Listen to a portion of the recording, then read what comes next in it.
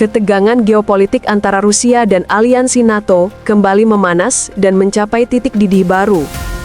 Dalam sebuah pernyataan yang mengguncang panggung internasional, Presiden Rusia Vladimir Putin secara eksplisit mengeluarkan ancaman militer yang tegas, menyatakan bahwa Rusia siap melancarkan serangan terhadap sasaran di Eropa jika salah satu negara anggota NATO bertindak agresif terhadap negaranya.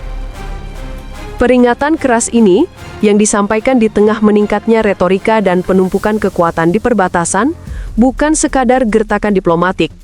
Pernyataan Putin ini menggarisbawahi tekad Kremlin untuk mempertahankan garis merah strategisnya, bahkan dengan resiko eskalasi konflik yang jauh lebih luas dan berpotensi mengheret seluruh benua. Kesiapan Moskow untuk merespon agresi anggota NATO dengan kekuatan militer langsung telah meningkatkan kekhawatiran global mengenai potensi konflik skala penuh yang tak terhindarkan, membuat ibu kota barat harus mengevaluasi ulang strategi pertahanan dan respons mereka terhadap ancaman nuklir terbesar di dunia. Presiden Rusia Vladimir Putin mengatakan Moskow tidak mencari konflik dengan Eropa, tetapi Putin memperingatkan bahwa Rusia sepenuhnya siap untuk merespon jika negara-negara Eropa memilih untuk meningkatkan ketegangan. Berbicara kepada wartawan pada hari Selasa, sesaat sebelum bertemu dengan utusan Presiden AS Donald Trump, Steve Witkoff, dan Jared Kushner di Kremlin, Putin mengkritik pemerintah Eropa karena menghalangi upaya untuk mengamankan gencatan senjata di Ukraina. Kami tidak berencana berperang dengan Eropa. Saya sudah mengatakan ini berkali-kali. Tetapi jika Eropa tiba-tiba ingin melawan kami siap segera, tidak ada keraguan tentang itu. Eropa menghalangi pemerintah AS mencapai perdamaian di Ukraina, kata Putin. Dia menambahkan bahwa tuntutan Eropa tidak dapat diterima oleh Rusia. Utusan Trump bertemu Putin di Moskow untuk membahas rencana perdamaian 28 poin yang disusun bulan lalu oleh pejabat AS dan Rusia. Juru bicara Kremlin, Dmitry Peskov, mengatakan diskusi dengan delegasi AS akan berlanjut selama diperlukan.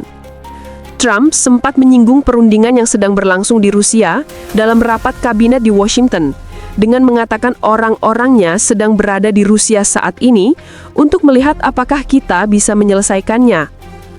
Pemerintah Eropa dan Ukraina telah menolak persyaratan sebelumnya yang mereka klaim sangat menguntungkan Moskow, termasuk proposal penarikan Ukraina dari kota Donbas Timur, pembatasan jumlah militer Kiev, dan pembatasan untuk bergabung dengan NATO. Sementara itu, Presiden Ukraina Volodymyr Zelensky mengatakan pada hari Selasa bahwa Washington dan Kiev telah menyepakati kerangka kerja perdamaian 20 poin yang telah direvisi. Berbicara dalam kunjungannya ke Dublin, ia mengatakan bahwa beberapa detail masih perlu digarap dan bahwa proposal Eropa telah disempurnakan berdasarkan diskusi Jenewa sebelumnya. Para pemimpin Eropa telah berjuang untuk memberikan pengaruh pada proses perdamaian, menawarkan apa yang disebut koalisi yang bersedia yang dipimpin oleh Perancis dan Inggris untuk memberikan jaminan keamanan pasca perang ke Ukraina. Rusia telah menolak gagasan itu. Seiring berlarut-larutnya negosiasi, Eropa masih terpecah belah di mengenai cara memberikan pengaruh pada proses perdamaian. Para pemimpin Eropa sejauh ini gagal menyepakati proposal untuk menggunakan ratusan miliar euro aset Rusia yang dibekukan di seluruh blok untuk mendanai pinjaman sebesar 140 miliar euro kepada Ukraina yang akan mendukung Kiev.